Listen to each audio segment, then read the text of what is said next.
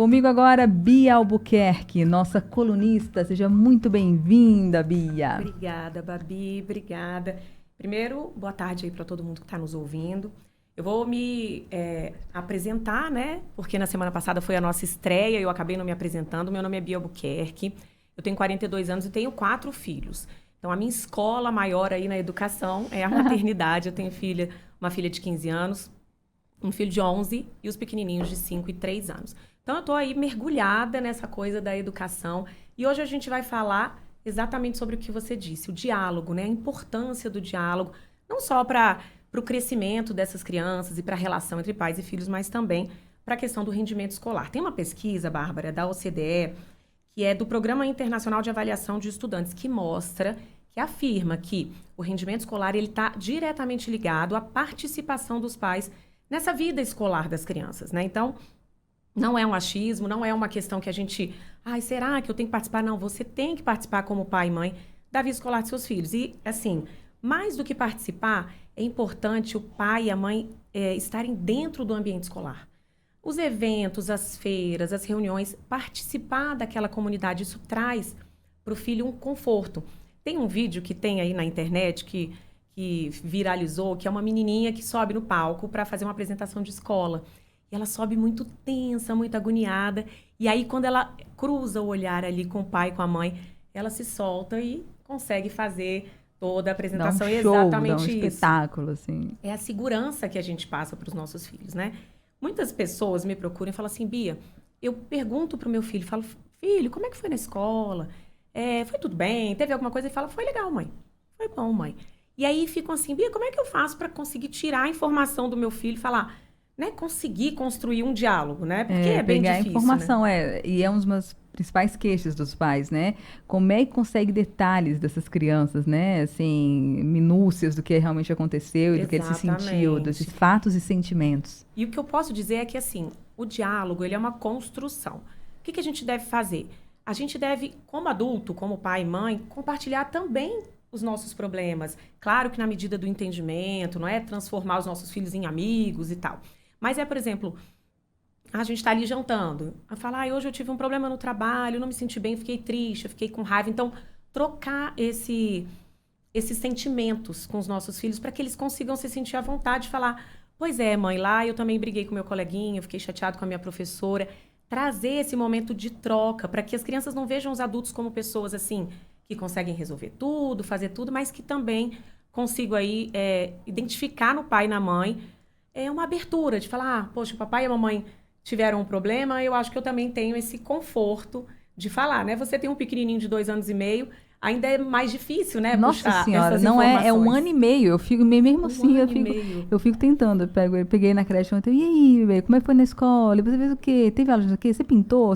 Lógico, meu bebê não fala nada. Não fala nada, fica só me olhando. Mas eu fico tentando começar desde cedo a estabelecer esse diálogo, mas tentando mudar as perguntas, porque eu sei que não adianta, assim, Não. como é que foi na escola hoje? Não é essa pergunta, Bárbara. Aí eu mesmo fico me monitorando mentalmente, tentando fazer. Você pintou, mas aconteceu uma coisa, você viu a coleguinha tal? Você viu a primeira dele? Você viu a Maria Flor durante a escola? Tentando puxar fatos e elementos que deem respostas mais concretas no futuro. Porque, por enquanto, a gente fala mamãe, papai, água, só. Mas é isso, o diálogo é uma construção. Eu sempre digo assim, que a gente não pode começar e falar, vamos agora falar sobre a escola. Como foi a sua escola? O meu trabalho? Não, é uma construção desde pequenininho. Que legal. O filho não responde ainda? Tudo bem, vamos conversar, vamos falar de como foi o nosso dia, o que a gente fez de legal e ir construindo. Mas então tá na adolescência. Eu nunca tive esse tipo de diálogo com meu filho. Eu não vou conseguir fazer? Vai. É um pouco mais difícil. Mas então, se for aquela construção dia a dia, pedacinho por pedacinho, com certeza fica mais fácil. Eu lembro que quando os meninos eram menores, os meus mais velhos, a gente tinha um negócio chamado a hora do segredo. E aí, quando eu estava dando banho neles, eu falava, segredo feliz, segredo triste e segredo bravo. E aí eu contava um episódio do meu dia, que eu tinha ficado feliz, que eu tinha ficado triste, que eu tinha ficado bravo. E aí, assim, eu ia puxando, sem aquela pergunta, como foi? Você ficou triste? Você estava feliz? Eu ia puxando e eles conseguiam trocar comigo. E isso é muito bacana, né? A gente conseguir trazer o filho para perto da gente. E isso tem um impacto, assim, enorme na vida escolar das crianças. A gente vê que os pais que são mais presentes têm filhos com rendimento escolar melhor. Porque a escola, eu acho, Bárbara, ela é o espelho do que é do bem-estar daquela criança. Então, se ela está bem, a escola vai bem. Se ela não está bem, com certeza ela vai ter problemas de relacionamento, de nota. Então, o papel do pai e da mãe realmente não tem nem o que discutir, né? É, assim, muito importante. E eu fico pensando que as pessoas me procuram e falam, mas eu trabalho o dia todo. Como é que eu vou acompanhar? Tem gente que não pode realmente todos os dias. Senta, faz dever, né? Estuda para a prova. O que eu digo é, criança precisa sempre de rotina. Criança e adolescente. É como quando a gente vai chamar um engenheiro para nossa casa resolver um problema. E você entrega para ele a planta baixa. Então, vai ser mais fácil dele chegar lá naquele vazamento ou num problema elétrico, enfim.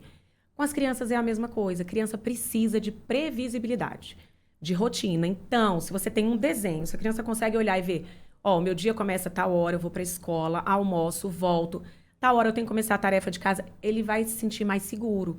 E aí você, eu passo o dia todo fora, mas o meu filho sabe que 3 horas da tarde ele tem que parar e fazer o dever. Aí às 4 horas ele pode brincar um pouco. Aí ele tem 1 hora de tela. E aí à noite, quando a gente chega em casa para aqueles pais que estão ali no trabalho, né, o dia inteiro, retoma, faz um dever de casa, toma uma matéria, tenta entender ali o que ele está estudando, porque isso ajuda muito, né? Quando você está perto, sabe, até, olha, eu sei o que meu filho está aprendendo em geografia, então a gente consegue conversar, a gente vai puxando esse fio, sabe? Então, conseguir trazer ele para perto da gente com esse diálogo, né, do cotidiano e trazendo para a realidade deles. Outra estratégia também que é muito bacana, trazer os amigos para dentro de casa. Então, vai fazer um trabalho, traz os amigos, vamos fazer o trabalho aqui em casa, eu vou ajudar vocês, a gente vai colorir. Não posso dia de semana porque eu trabalho. Então, final de semana.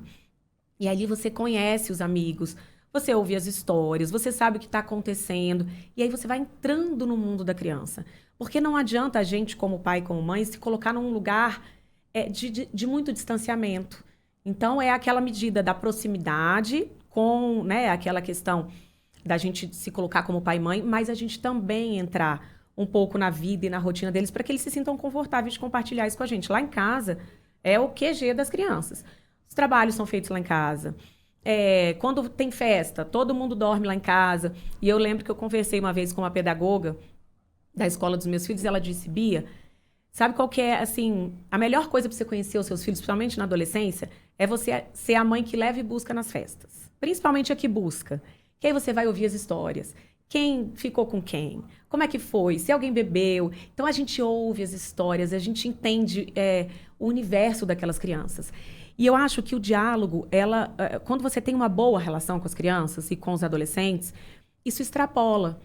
Você tem uma boa relação dentro de casa, você tem uma boa relação com a escola, você tem um filho que tira uma nota baixa e fala, mãe, vacilei, tirei uma nota baixa. Ele não vai esconder de você aquela nota. Então, é a gente ter cuidado com o julgamento, com o excesso de cobrança, né? E entender que eu acho que a grande medida é essa. Quando a gente delega uma responsabilidade para um filho, por exemplo, olha, meu filho tem 10 anos, então agora ele já arruma o material sozinho. Então, você entrega uma autonomia para ele. E você vê que todos os dias, ou 2 ou 3 vezes por dia, você vê que o filho está esquecendo aquele material. Ele tem uma anotação, a professora fala, não trouxe material. Então, você vê que ele não está preparado ainda para aquela função. Aí você entra com o suporte de novo. Então, é essa medida. Eu acho que a grande questão é a gente conhecer os nossos filhos. Eu tenho 4 filhos.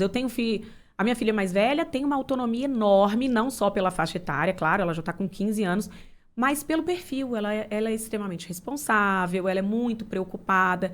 Eu já tenho um filho de 11 anos que a gente tem que puxar um pouquinho mais. Filho, vamos lá, eu tenho que acompanhar, fazer dever junto. E é isso, assim, quanto mais perto dos nossos filhos a gente tiver, melhor a gente vai conhecê-los, né? E a troca com a escola também é extremamente importante. Então, participar dos eventos, como a gente falou aqui no começo. Reunião de pais, né? Que assim, a princípio pode ser, meu Deus do céu, que coisa chata, assim. A gente pensa nisso, né? Nossa Senhora, mas você tá ali conhecendo os outros pais também, né? Os outros pais, conhecendo os professores melhor, entendendo de perto o que está acontecendo. Né? E a escola também acaba conhecendo a gente melhor, né? O nosso modelo de família, quem é que é o pai que vai mais, é a mãe, tem irmãos. Quando a escola conhece a família, ela consegue abordar melhor aquela criança.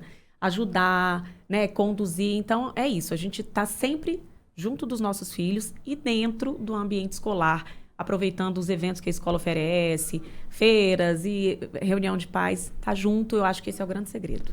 Sensacional. Bia Albuquerque, muito obrigada pela participação aqui no Mesa para Dois. Bárbara, obrigada. Só para falar uma coisinha, na semana que vem a gente volta e vai falar sobre autonomia, como a gente entregar autonomia para os nossos filhos na rotina escolar. Sensacional.